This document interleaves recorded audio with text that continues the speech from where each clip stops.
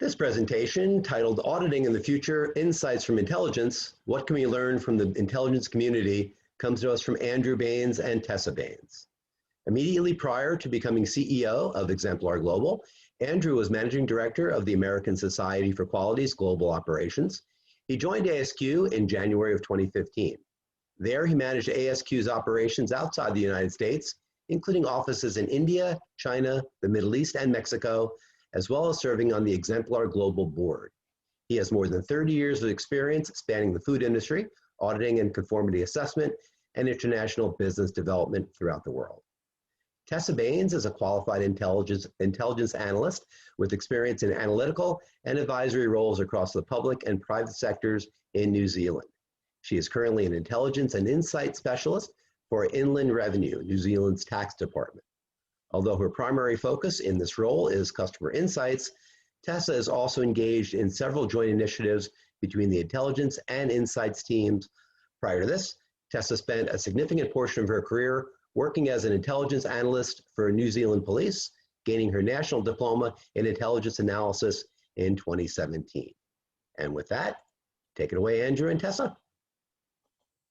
Thanks, Mike, and welcome everyone.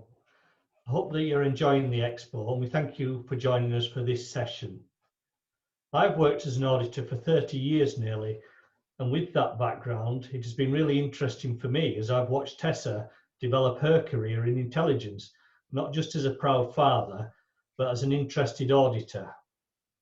In talking and listening to Tessa, it's become clear to me that there are certain similarities, such as that both professions are gathering information upon which decisions are made. But there are also some differences, and this led us to considering in this presentation what might we learn from the intel sector.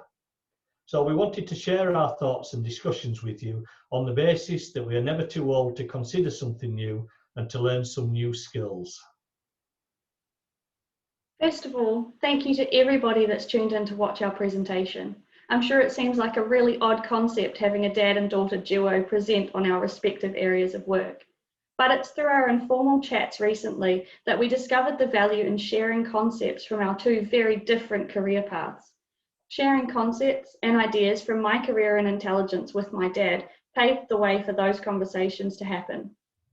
From our assessments, it seems that auditing and intelligence aim to achieve similar things, and that is to effect change in one way or another. So essentially, both auditing and intelligence aim to get people or groups to do the right thing, be it reducing or eliminating certain behaviours and replacing them with new, favourable behaviours. And it's the nuances of how we achieve this that are of interest.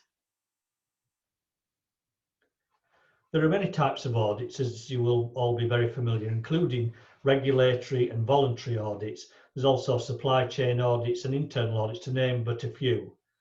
Whatever the reason for an audit, essentially they involve assessing an organisation to see whether it meets the requirements of a nominated standard or some other set of stated requirements. Audit techniques and processes are then used to gather data, and auditors assess whether the organisation or a product or service or person meet those requirements before making a recommendation about what actions to take, such as to certify them or accredit or approve, or whether improvement or corrections required first, or perhaps whether to decline to award. And a key place to start here is that intelligence is grounded in information, much like auditing. The process of intelligence analysis allows us to understand what information means for the environment around us or the people or groups that we're trying to impact. Essentially, information plus evaluation equals intelligence. Intelligence can assess fraud and risks, but it can also be done from a regulatory viewpoint. And no, we're not all spies doing covert operations, although that does actually make up a small part of the work. And with that said, we have a range of places and ways to gather information, and once we have our information, we have a range of tools that help us to analyse it. We use those tools to make sure our thinking and recommendations is robust. And it is these ways of gathering and analysing information that could potentially be added to the auditing toolbox. So, whilst there are similarities, there are also important differences. For example, the purpose of an audit or the reason for intelligence gathering may be very different.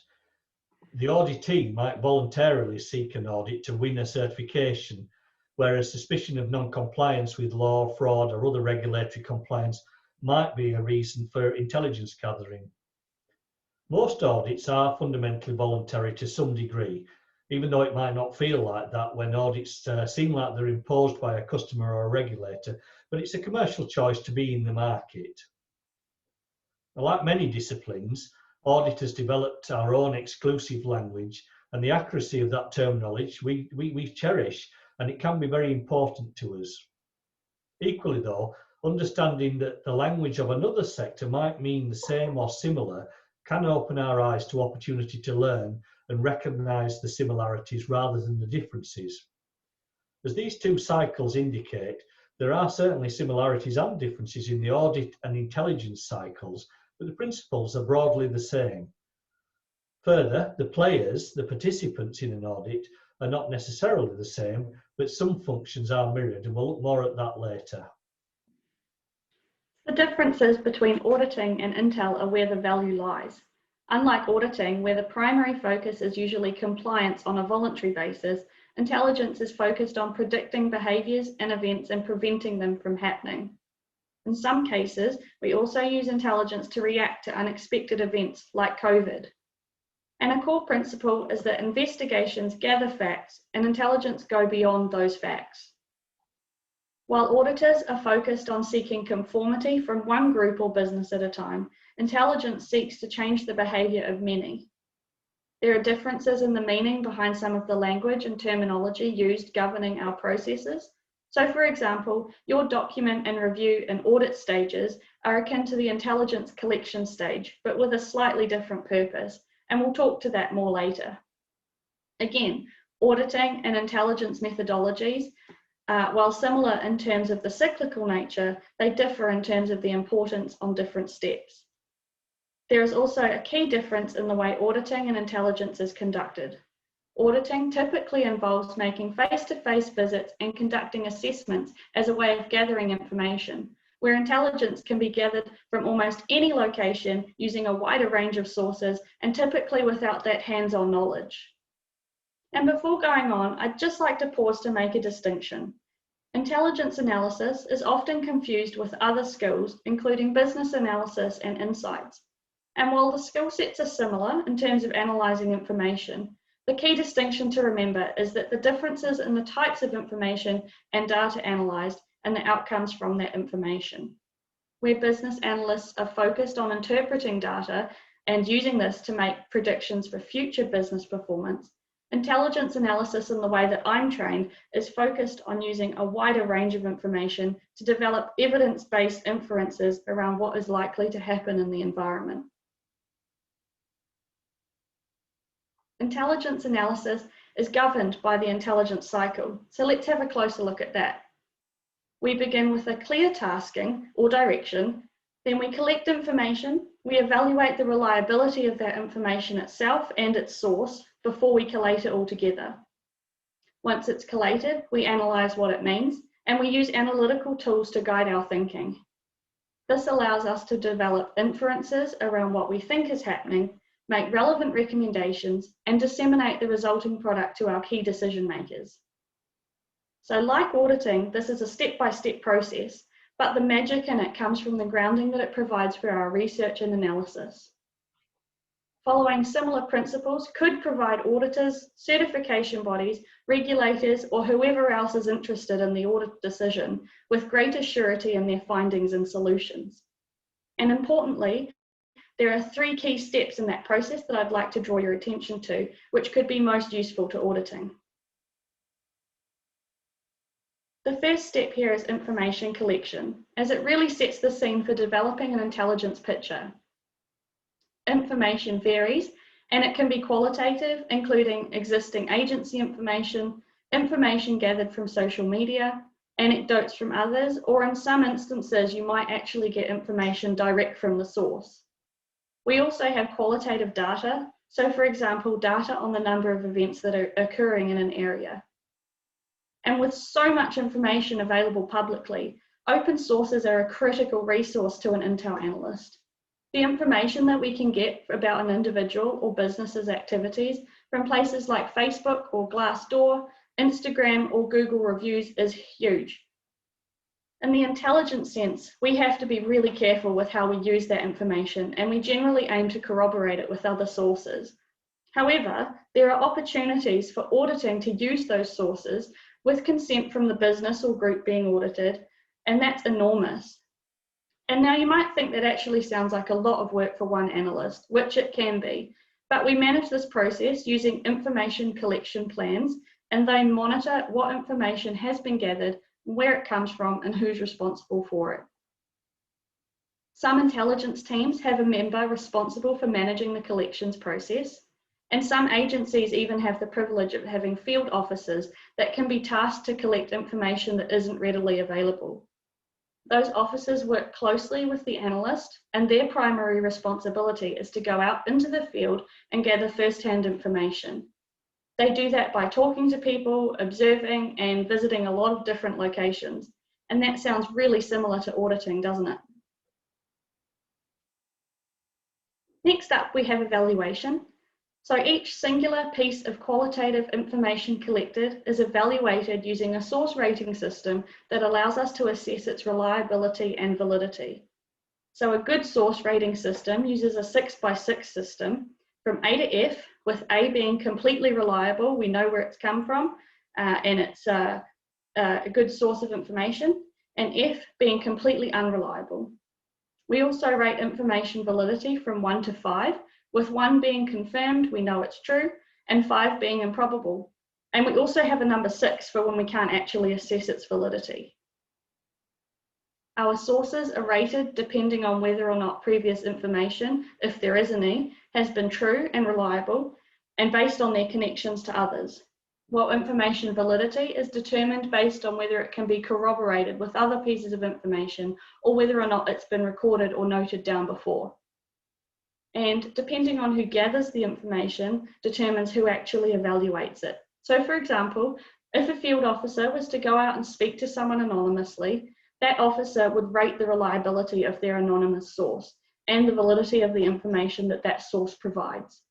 An Intel analyst would follow that same process for any information that we gather from open sources like social media. And this step is really critical in our intelligence process, as our findings and recommendations can be flawed if the information is not from a reliable source or if it's unlikely to be true. The third step I want to draw your attention to is analysis. Analysis provides rigor around our thinking, and it allows us to draw inferences and conclusions around what the most likely explanation for a problem is. Analysis is primarily completed by the analyst alone, but it can actually be done with others if a problem is really complex or if there's a big time pressure. An analyst will take each singular piece of information and compare it against every other piece of information. We might look at how many sources have said the same thing or consider how that information correlates with an event that has occurred. Really, the key goal is to understand how the information fits together to develop an inference about what is happening. And we also look for gaps in our knowledge that might impact our understanding of a problem and the solutions for action that we recommend. Some of the analytical tools that we have at our disposal include the 5 whys, SWOT, and analysis of competing hypotheses. And each tool has a different purpose and a different end goal. So for example, 5 whys seeks to understand the root cause of a problem, while analysis of competing hypotheses is a way of determining the most likely explanation based on specific pieces of evidence. I'm sure many of you will recognise those analytical tools. And so although we can see similarities between audit and intelligence gathering, there are also differences that are important in the context of the audit versus the intelligence purpose. For example, the burden of proof differs in the sense that the evidence required to give confidence to issue a certificate may be quite different to the proof required for a court of law. Audits are often influenced by commercial factors. They're voluntary to the extent that we may or may not choose them, and so must be affordable. And whilst we set rules about audit direction and duration, they are also constrained by affordability. What if they were not, and we could gather evidence throughout the year though? What if we could use different media and sources of information in an affordable way? What can we learn from the Intel processes? Do we use existing data enough? We surely hold plenty of it. Do we use those other open sources that Tessa mentioned? Could we use them? Could we use different skill sets, as Intel do, in the differing stages of an audit to enhance the audit process and the confidence in the result and the overall effectiveness of the audit cycle? So the key thing to remember from the intelligence concepts that I've presented is that the ultimate goal is to use the information at hand to make accurate inferences about what's going on in the world. Going beyond any obvious facts is key. So like auditing, the aim is to influence people and businesses in a positive way so that they replace unfavorable behaviors with better ones. We thank you so much for watching, and we really hope you enjoyed our presentation.